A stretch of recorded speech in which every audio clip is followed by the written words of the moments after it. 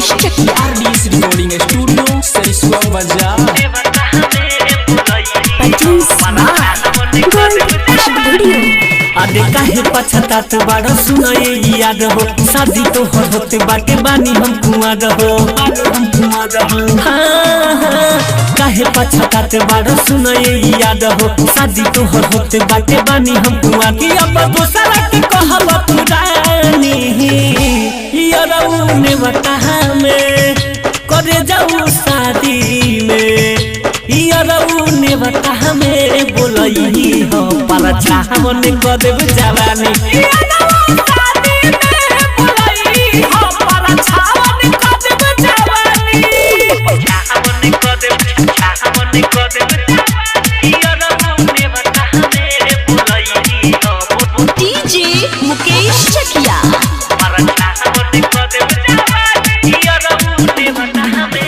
तुहसे कितना प्यार कदिले दिहना हमके धोखा बाह मजबूरी जन पछतई हो मिले के मिली मौका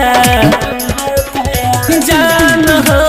तुहसे कितना प्यार कदिले दिहना हमके धोखा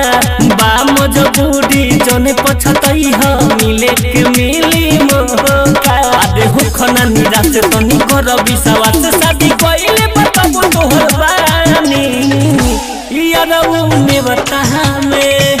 करे जाऊ शादी में यारऊ ने बता में बोलई हो पर चाहवन कदेव जवानी यारऊ शादी में बोलई हो पर चाहवन कदेव जवानी रिकॉर्डिंग बाय दिल आलम राज DJ Mukesh Chakiya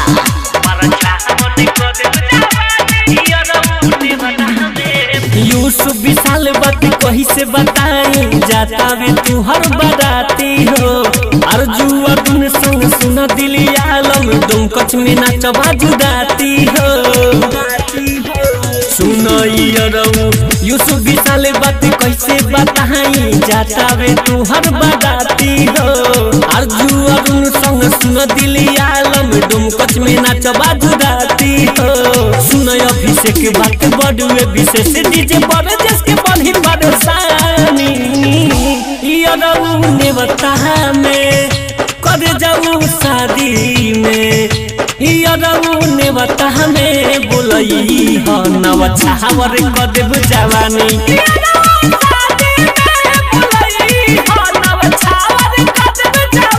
RDS digital recording studio सरिस्वा बाजार।